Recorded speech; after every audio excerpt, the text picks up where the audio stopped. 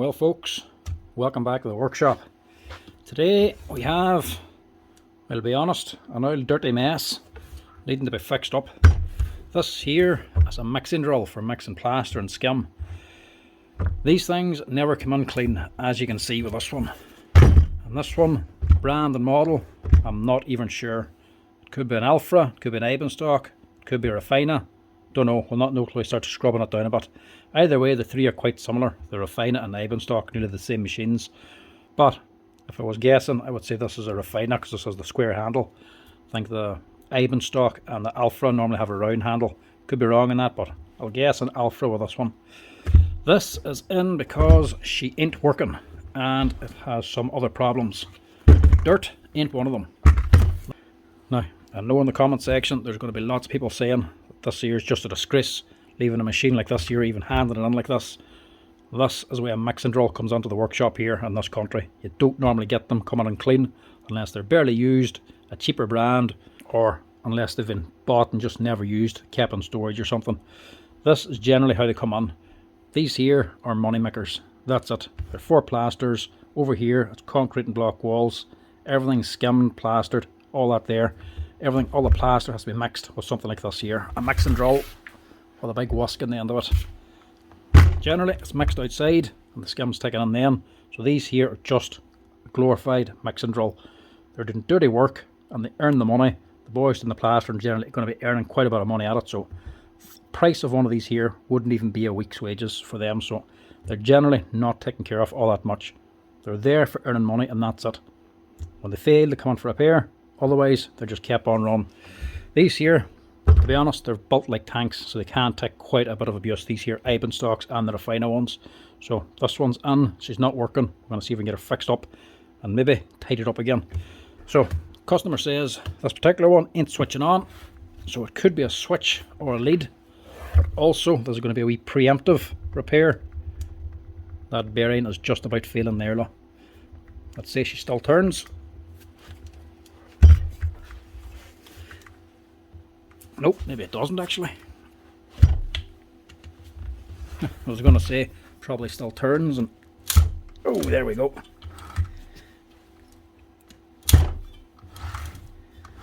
That does still turn. Yeah, that's where it's a bit of plaster stuck inside, jamming it up maybe. This one's not completely gone. Normally they fail completely and all the balls drop out. Then the dirt gets up and destroys the top bearing up in here, and if it's done that much work, the armature bearings might be gone as well. But if it's just like this, sometimes you can get away with just replacing this one. So we'll strip her down, clean her up, change this bearing, we'll check the top one and we'll check the bearings in the armature. If they're okay, we'll leave them alone. Hopefully we'll get away with this one, either a switch or a lead and a bearing. So let's get on with this thing. First thing, get this whisk out of the way.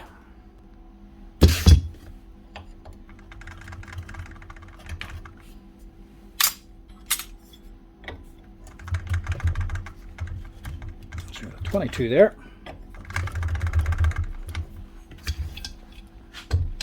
This should be the right size already because I was already doing one of these machines.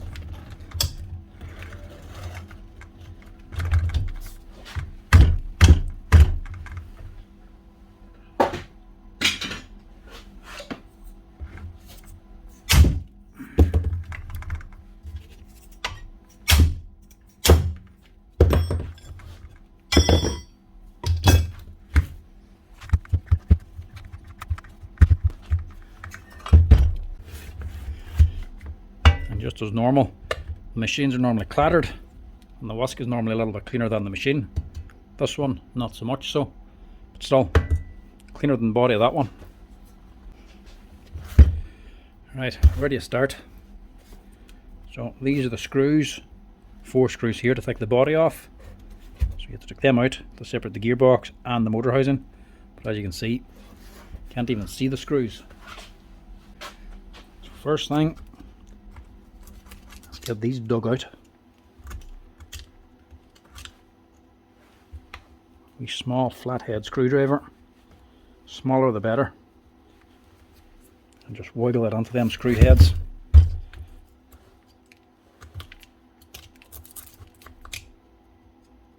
Just to dig out the plaster from the actual head so you can get a screwdriver onto it. If you don't do that, you're just going to end up stripping out the thread, or stripping out the head of the screw, and you have more things to replace.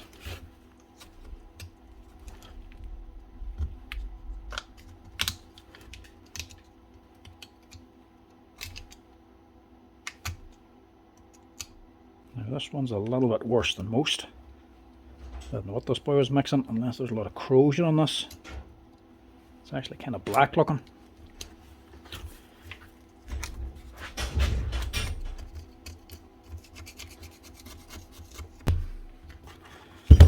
Right, next thing, just got a little bit of cleaning.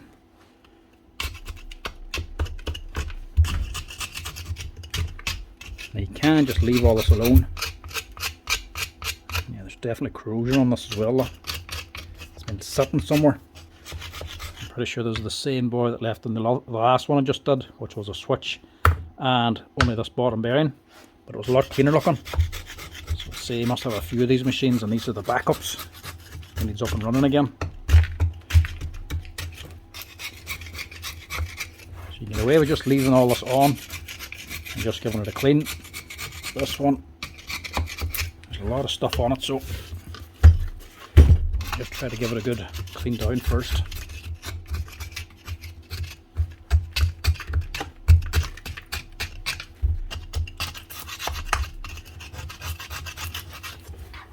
Yeah, that's definitely been sitting somewhere.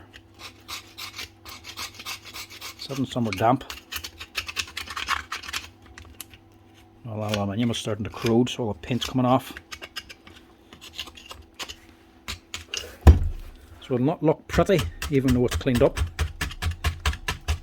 but it'll be lighter.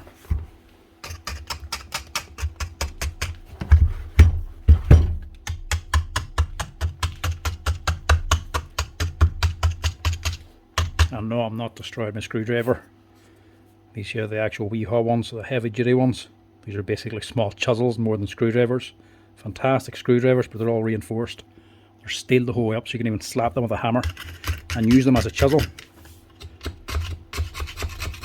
Got a few complaints about boys, the electricians, me using the other red wee-haw set. They're electrical screwdrivers, and this is too rough a work for them.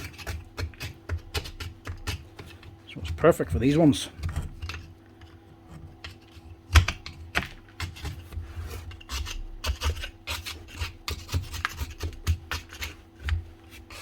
They're not just tough, they're extremely comfortable to actually use too.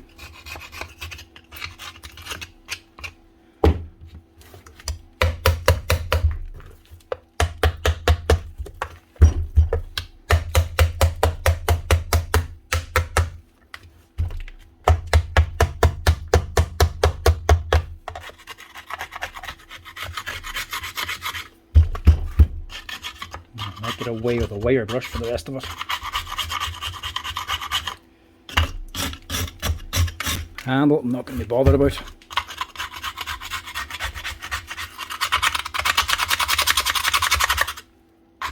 I like to try and free out the name badge so I can actually see what it is and get the serial number.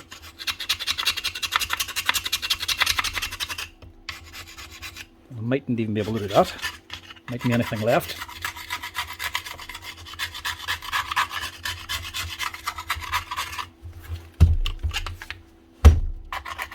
Yeah, there it is there.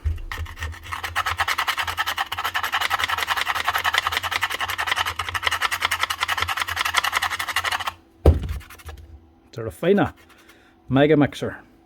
See, it's an MM30-2.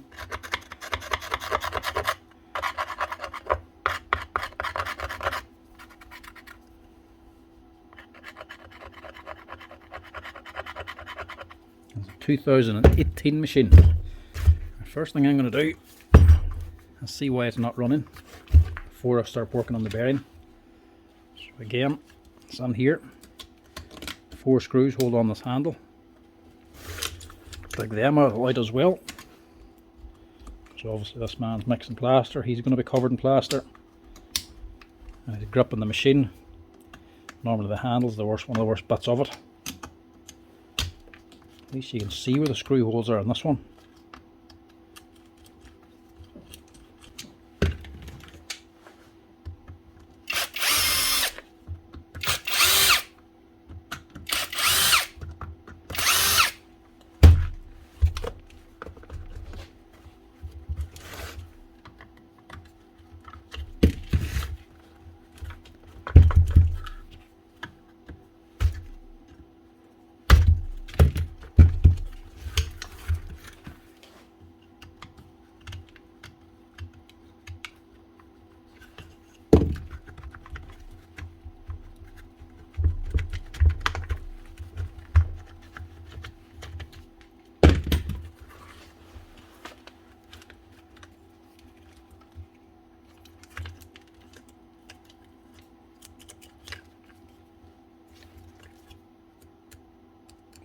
switch is corroded.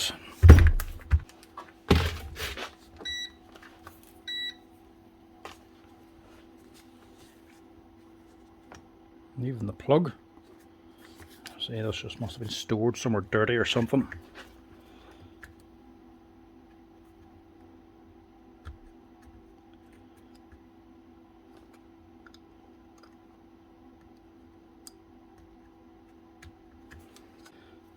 Lead's giving me nothing.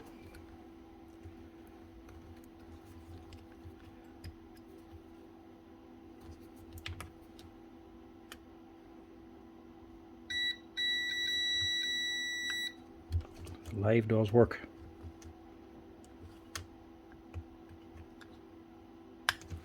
Neutral doesn't. That's right, we'll fix that first. I'll make sure the motor actually runs.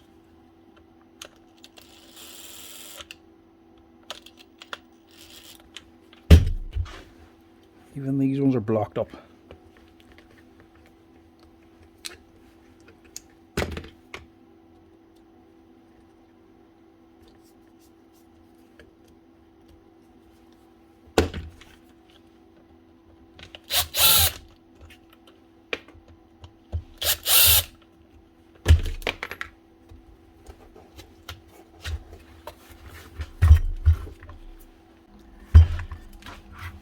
Also give it a wee clean out with the compressor. Nothing special, just blew it out. Because inside of here generally gets quite dusty anyway.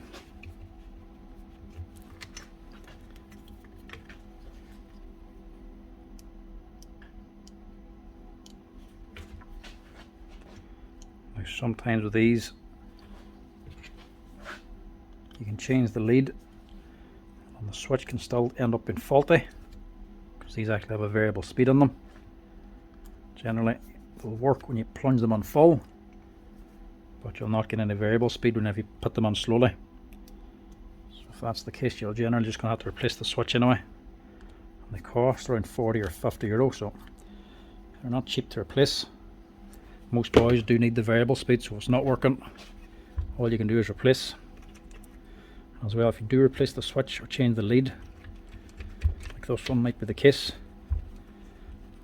and if you go to switch it on and it's constantly running on slow speed, never stopping, generally it's going to be this here rubber grommet for the switch here. See, this one's all squashed on. It's not coming fully out, so it's not letting the switch back fully out. So what you have to do is just remove this here rubber cover. There's not much point in buying a new one, because generally the handle will either be worn out or warped or something, or there'll be dirt jammed in. Generally, if you just replace the grommet and the switch, it'll still do the same thing. It's easier just to remove the grommet. There's dust getting in through here, through these handles anyway, not just through this. So you can actually do without it. Helps that it's there, but if you're stuck, you can easily just take it out. But you'll know straight away whenever you switch the thing on if it won't stop running. This might be the case here, because that seems very tight.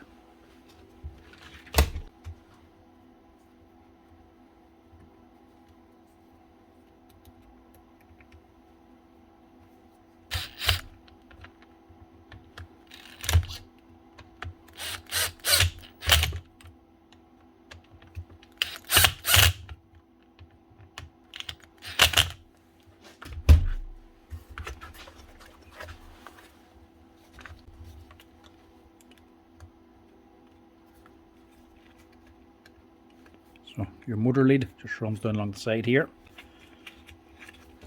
Switch just sits down. We'll soon see if it's going to run correctly. And the motor lead comes up here then, and it bypasses the plastic lug for this here screw here. So it goes through the handle. And there's a wee piece sticking up for that there screw hole. Make sure it goes to the side of it. Make sure you check, because that lead can sometimes just sit on top.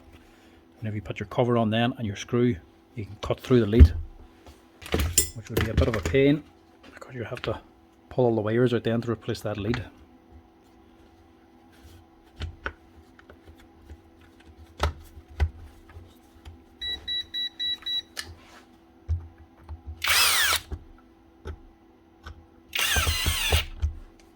Now, I'll just see if it runs first.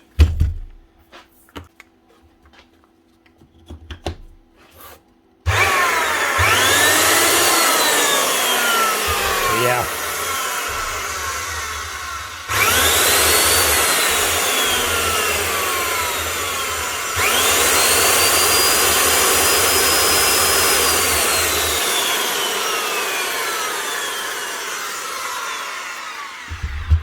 Same story. Switch is working, but there's no variable. So we'll actually just replace the whole switch as well.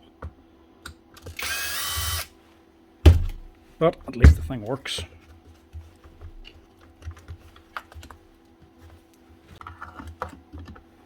Now obviously it will work without the variable, but when it stops working like that, generally the switch is on its way out. So leaving it on isn't going to save you any time in the future, because eventually customers are going to drop it back in again to get the switch replaced anyway. So do it now, get it over with.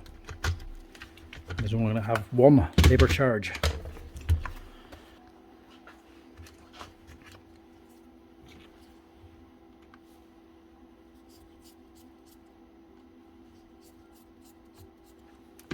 The leads are easy to come out.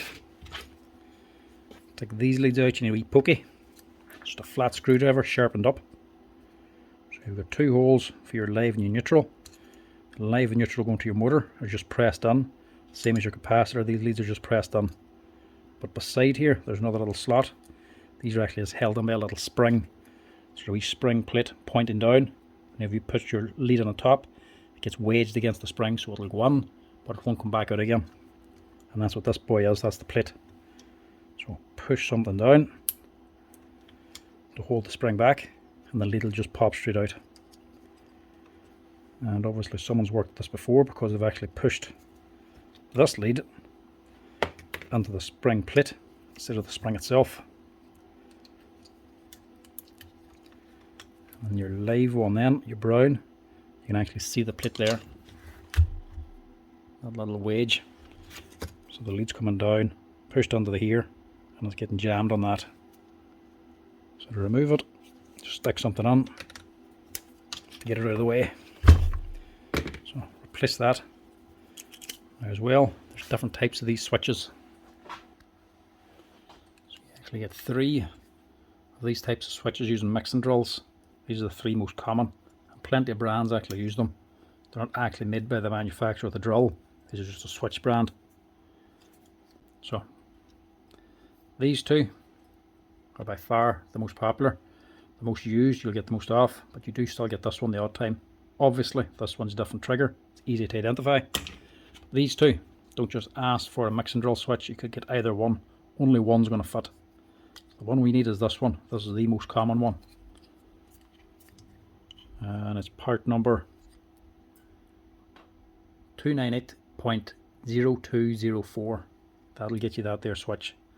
You know it because the switch has a wee step here and here, and a lip underneath, and it's taller at the top. It's the exact same as this one. The other one is shorter here, doesn't extend up as much, and there's no wee steps apart from the wee lip at the bottom. So this one won't actually work in this machine. If you take this one out of your machine and you've tried to fit this one definitely won't fit. So this is the one I need. Put these other 2 back in the stock.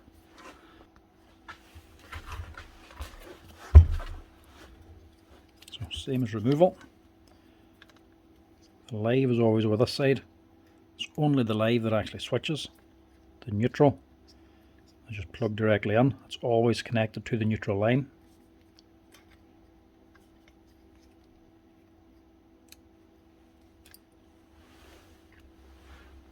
And your wee suppression capacitor. Again, these can be removed if you don't need them. A lot of people just take them out because they couldn't be arsed put them back in again. Machine will run fine without it. This is going to be using a sight anyway, so electrical noise coming through ain't going to matter all that much.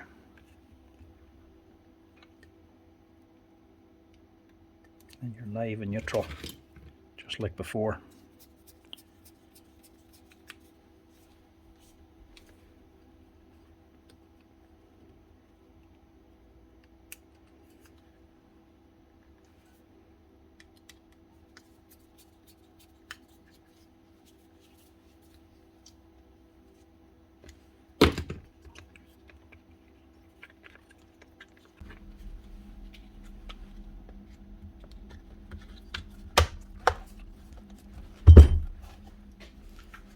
This time we know it will work.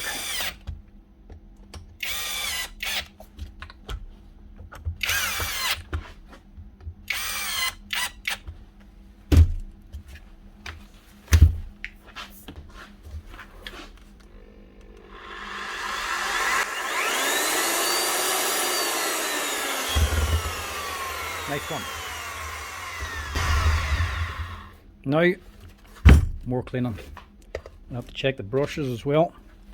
So again, more digging.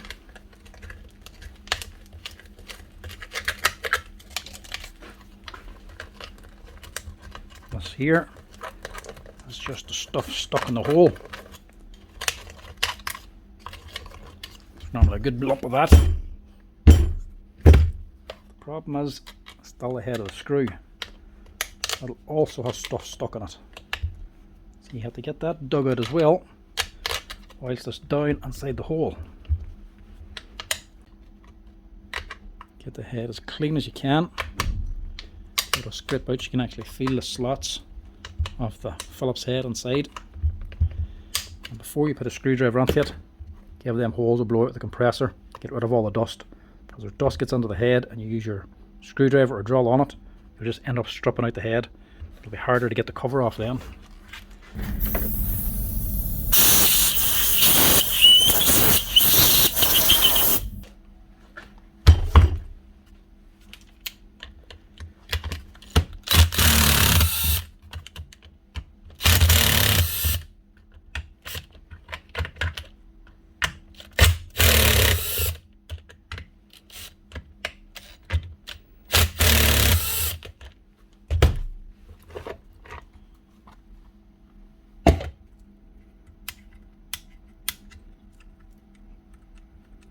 Yeah, it's not too bad.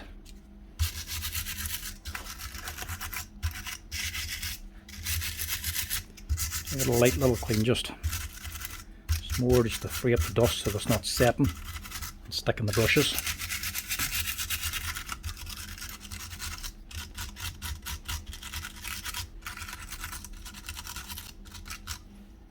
Just make sure the brushes actually can move in the holder, move up and down that spring. If they do, you're golden. Quick wee light brush and then back the compressor.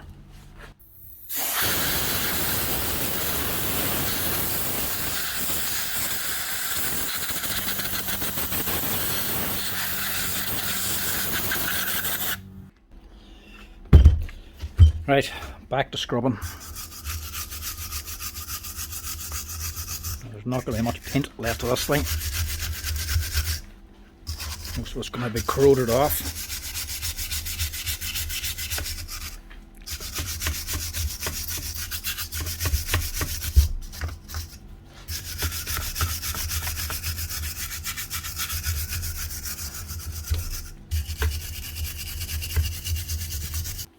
Now, all this cleaning is basically just cosmetic. It's not all that essential. What's important is this. This is where the main problem is. Under here's the bearing. And there's no seal on top of it. So it's just a bare bearing. And obviously, and all that dirt, plaster, gets stuck onto there. It's in constant contact with that bearing, which is obviously still wet, and anytime new stuff gets on, makes it wet again. So it's constantly exposed to moisture, which starts to get onto the bearing and starts to cause it to rust, the seal to fail, and then more dirt and grit and plaster get onto the bearing, which causes it to fail. So keeping this clean would be important, but when it does feel like this, you need to clean it out before you change it, because the aluminium housing which is set into, a bit of damage there, look. That could make things difficult too. This aluminium head that's actually set into here, she's pressed on tight, that's what's holding the bearing. If there's cement on the edge of it here, whenever you're pushing it out, when you're pressing this out and the bearing pressed, the bearing goes over the top of that cement, it's just going to expand the aluminium housing and actually crack it. So you need to make sure this here is clean before you press this bearing out.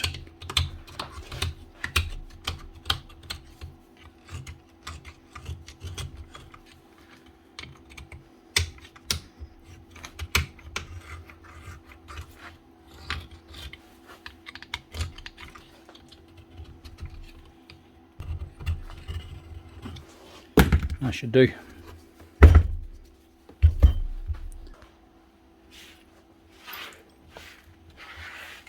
Now, you don't need any explaining when I say this is definitely a dirty job.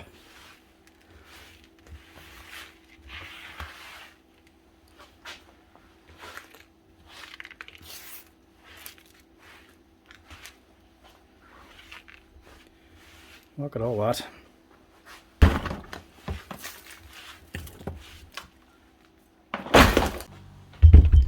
Right, that's as clean as I'm going for now. We can take the gearbox off now without the rust or too much rust of contamination.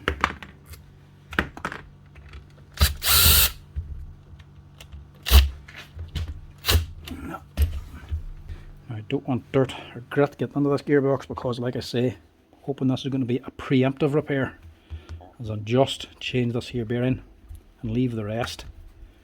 I'll check them anyway, but hopefully they won't need to be changed.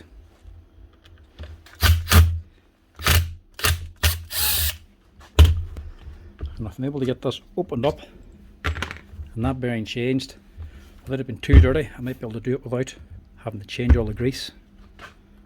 Hopefully I'll be able to leave that where it is and just reuse it. There's quite a bit of grease on these things and it can be expensive to repair or to replace.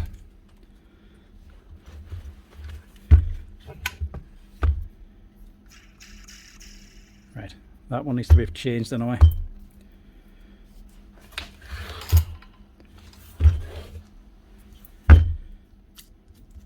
It's actually not too bad up here. It's quite stuck on there. Oh, that side's not as bad. Maybe get some of that nice green colour coming through again. Freshen the thing up.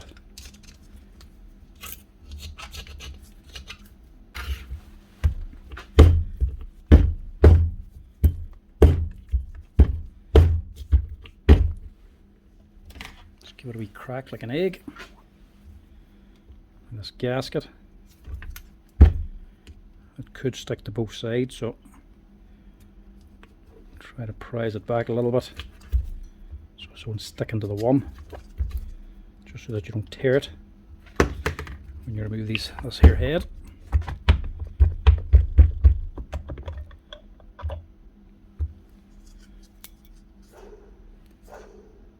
That one's not great either.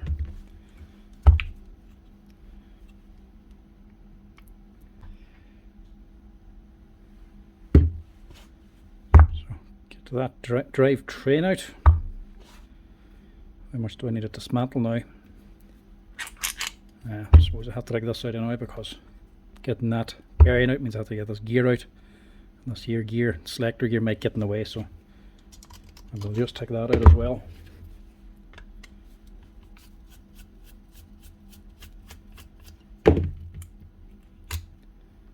Remove your change lever,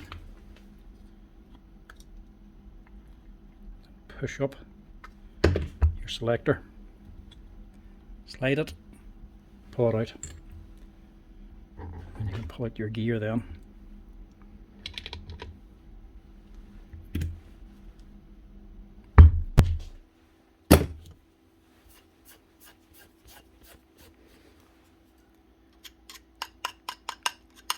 On the bottom of here, scrape away some of this grease off this gear, just so you don't luft it all out.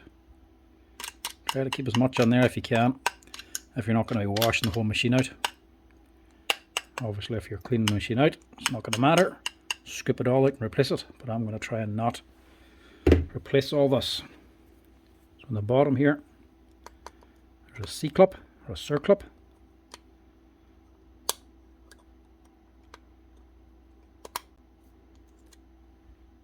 That out. Now that gear's free, you need to press this shaft out So to press the shaft here on top of the gear, support the aluminium housing, and press out this here centre shaft. It might take the bearing out along with it, or it might not. It'd be handy if it does, but if it doesn't, it's not the end of the world. Then there'll be another bearing left behind underneath. So that's the next thing. Get a saw now to press this out.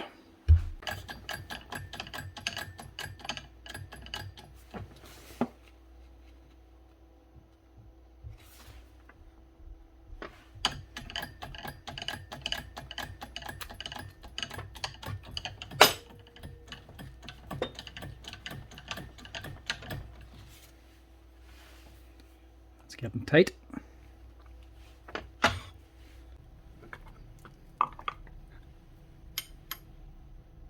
Yeah, it's taking the whole bearing. Right. Not sure if that bearing's definitely going to fit through exactly, and even if it does, it's very difficult to get it lined up perfectly. Instead, I'm going to use this here. It's just a steel ring slit in half, just to change the dimension of it, the outside dimension of it. This is actually the field of an old Bosch 24 volt hammer drill, just with the magnets removed. So I'll use that instead to hold the housing.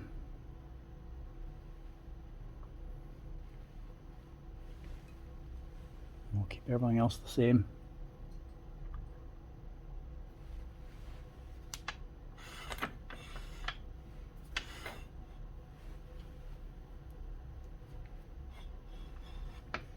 Only just fits.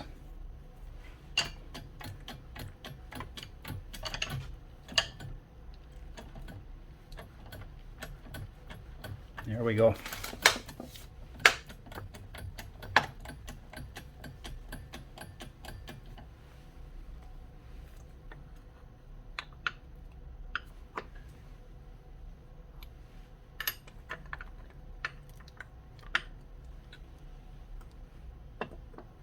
So there's the shaft and the bearing inside the actual field,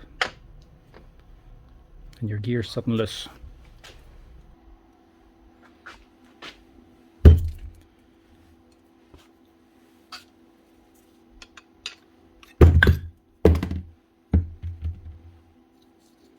So there's our main problem. Obviously that's gone.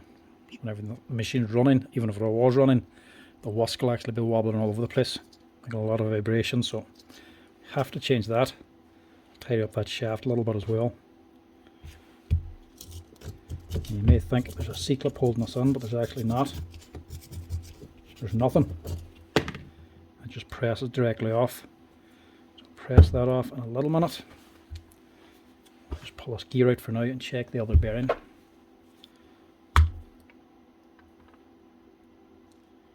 Take that out on the bottom. Maybe a little shim. Make sure you don't lose that. Also the little keyway. Keep that as well. And this bearing here, I was going to say should be alright, but it's not. It's actually gone as well. It's very stiff, so I'm going to have to knock that out, which hopefully won't contaminate this grease too much. But it also means I have to remove this.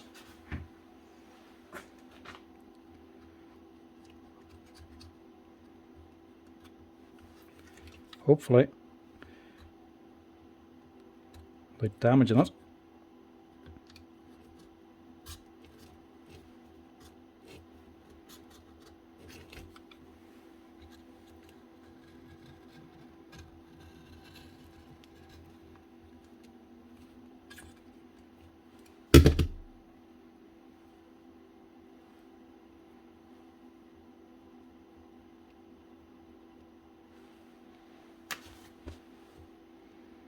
Now, just turn this upside down in the vise. Just tap that there bearing out. Before we do that, get rid of some of the dirt that's in there. Don't need anything fancy to remove this one. Just a big punch and a hammer.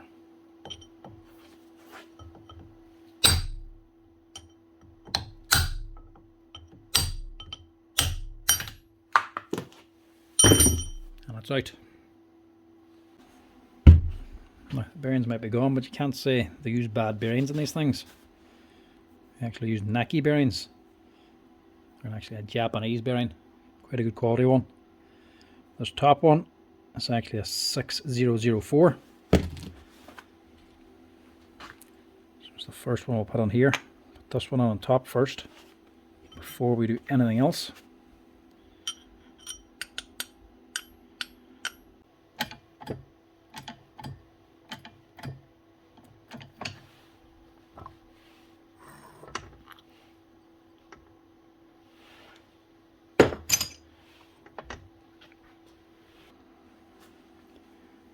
That's as far as we go for now for that. Next, we'll tackle this one. Just press this on off in the bearing press as well. Now, these can be quite tight. You might have to put on quite a bit of force.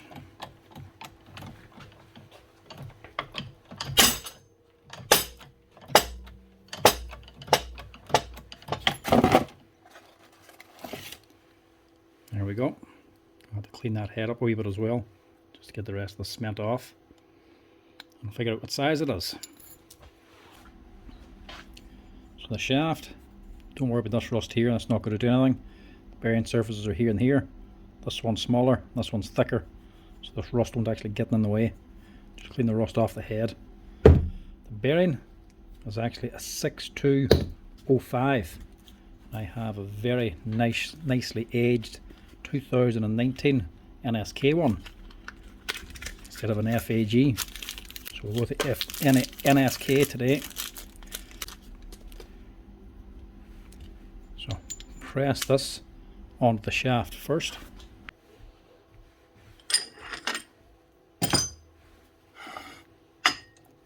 When you're pressing them on, make sure you're only pressing on the inside race.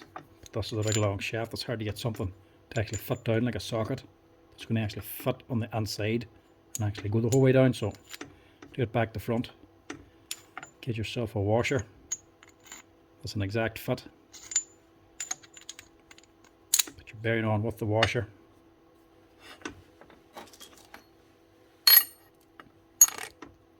And press it on that way.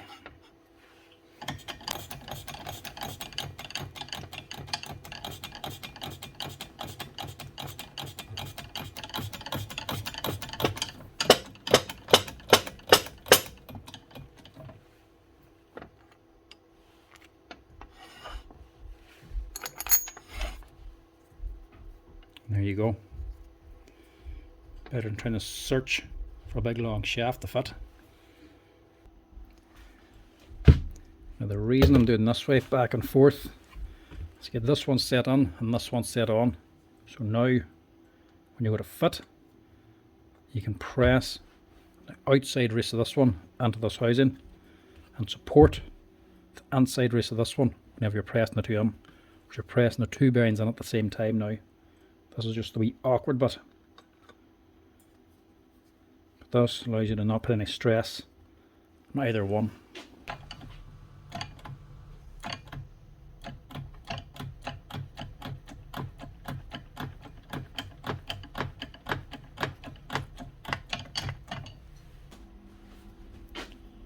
Now that's her run. Moving free. Next thing, get your gear back over. Get your shim on there first. Make sure it goes on. Don't rely on it stuck to the bearing or to the gear. Press it on because it might move and just get crushed. So put the shim on first. Then drop on your gear.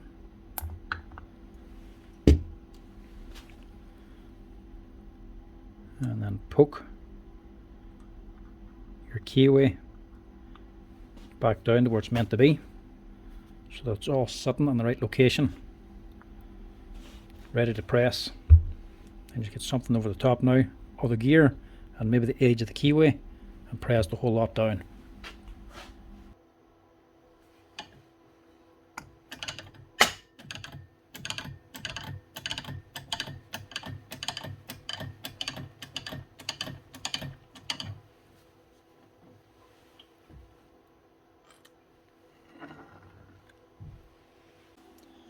Now, at this point, when you get this gear pressed on, don't panic.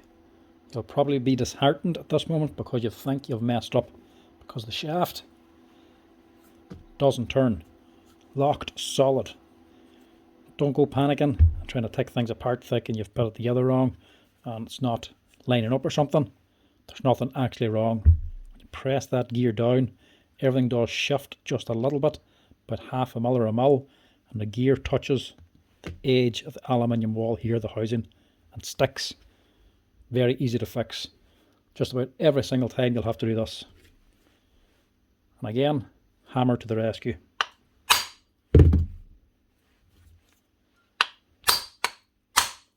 Give that a wee tap. And that's it. It's up and running again. Every single time you have to do that there. Just a little tap and that frees it up. It just needs to move up a tiny little bit. I don't know why it does it, but every time you press it on, it does the exact same thing. But if you know about it, it's not all that much of a problem.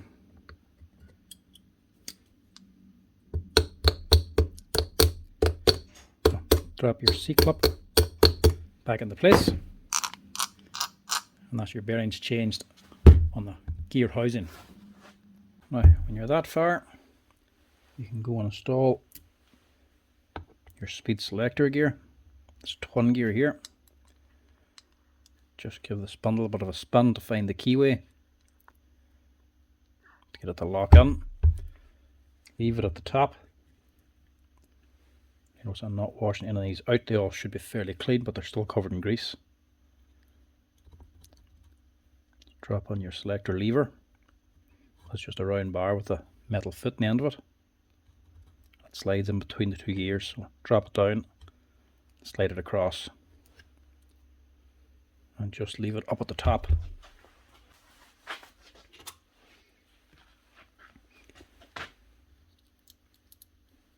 It's a lot more difficult to actually do these machines without washing them out. It's easier if everything's nice and clean. It takes more time, and you're out about an extra €20 to replace that grease. So your chain lever's on next, springs on the end, but you just have to line up this bar because it's in a circular hole. The slot here, then two circles line up to make sure it's in the right spot. That's it. This lever to drop down. Drops down, then you can screw on the screw, lock it into place. So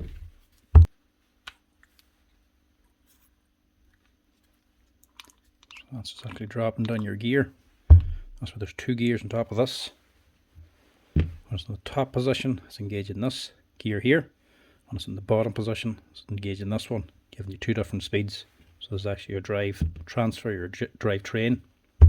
Or jack shaft.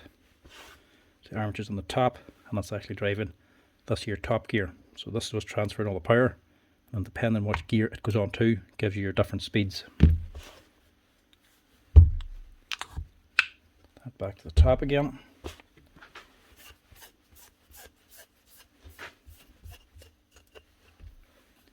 Then we have to put this here, drive in.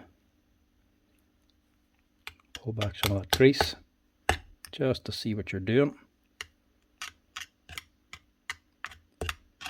And at the bottom of there, you'll see a bearing. So this drops down onto that bearing.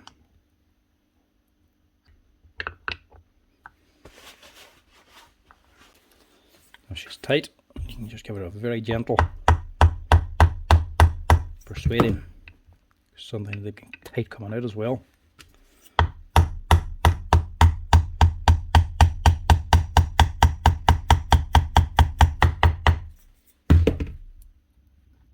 And that's it on.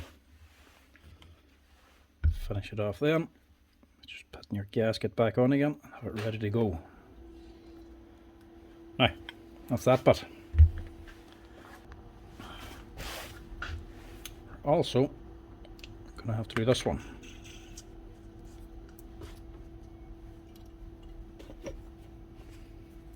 remove this bearing first, or this C-clip. To get to the bearing, we have to remove the armature before we can take out the bearing.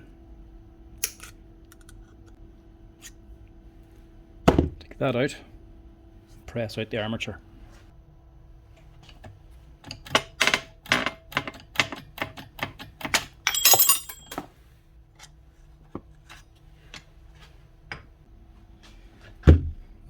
That out, just give the back of it a wee bit of a clean as well. Now you can remove this here C-clip on the inside holding in this bearing.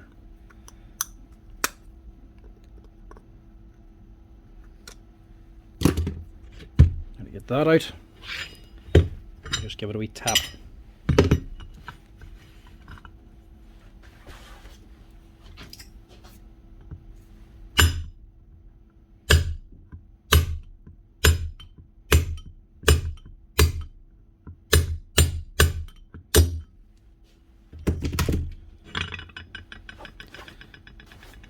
If you ever wonder why I wash everything out, now you can see why. Having it full of grease and working on it just ain't worth the hassle. I think this is the last time I'll be doing it like this. So this one is a 6001.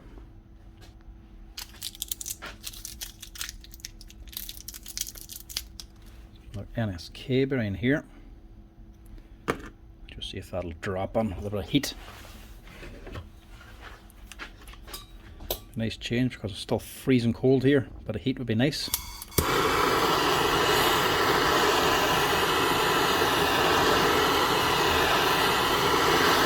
Oh, not that much.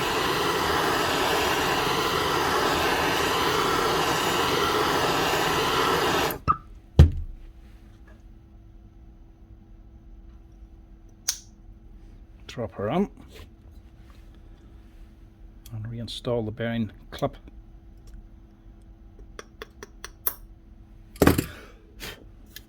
That's that side ready to go. Now just get rid of this one.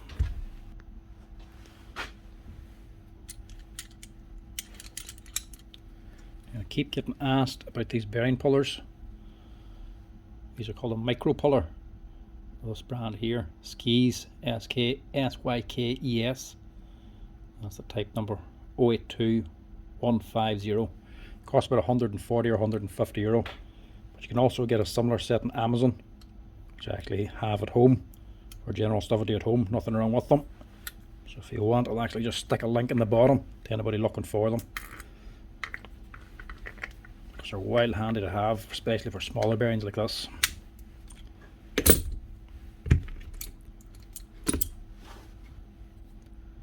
This one is a 6000 bearing. So press this onto here, press this back into the plate.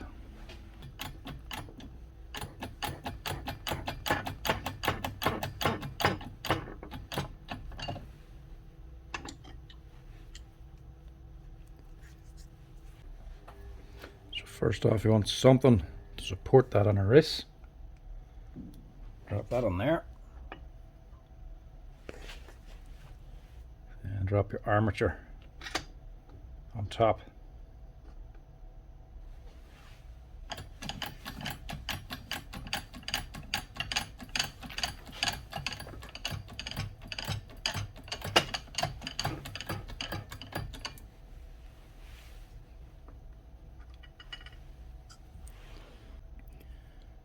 And that's the bearings changed.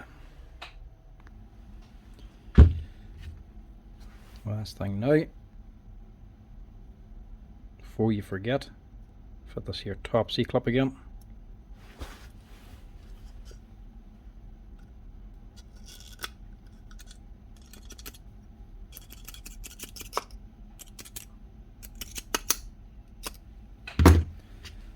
That on. And your bearing sleeve as well. Your motor is all set to go. Now, I didn't take any of the grease out, so should be plenty in it.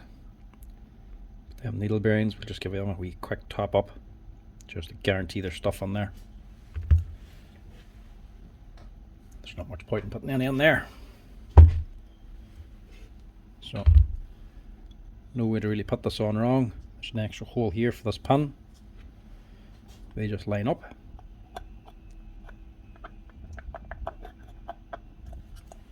Might have to do a wee bit of jiggling to get the shafts onto them needle bearings. But it should all just drop together fairly easily. Now this one, you can really see just how much abuse this thing's been getting. Take off the cement, there ain't no paint left. It's the cement and plaster holding on the paint. Just bare aluminium now. There's not much point in trying to make it look any prettier. It ain't going to be any prettier. Now we can get it all back together again. And make sure your brushes are both pulled out so they don't just knock into this top bearing as you're putting it on.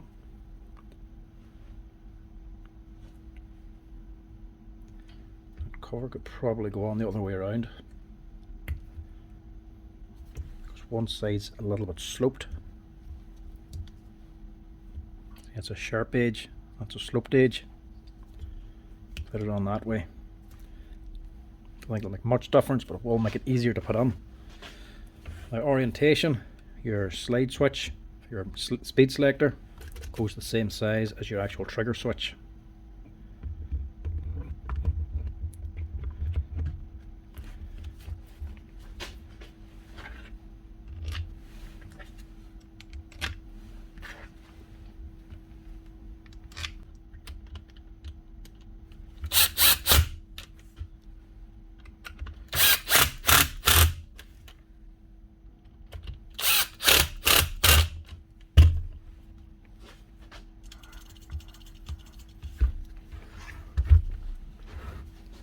Now I can just re-engage the brushes and get it ready to run.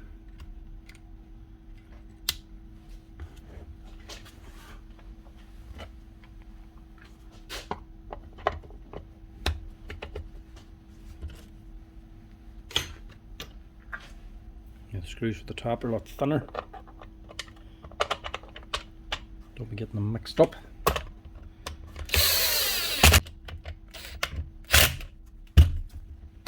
That's her. One Refina Mega Mixer. It's actually the BH16 Mega Mixer. That's a 2016 machine. That's her. With a new lead, a new switch, and all new bearings. So the thing should actually run nice and smoothly again now. Oh, need power.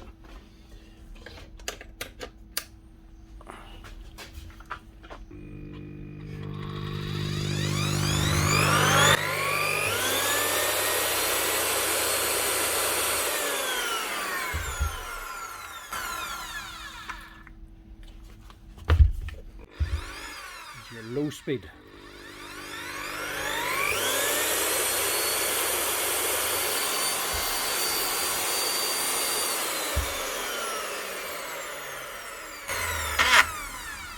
That's her. Now you just need to get the whisk back on. There's not much point in cleaning that. Customer can handle that thing.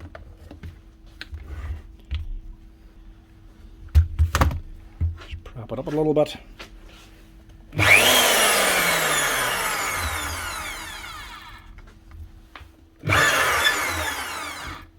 That's her. All ready for work.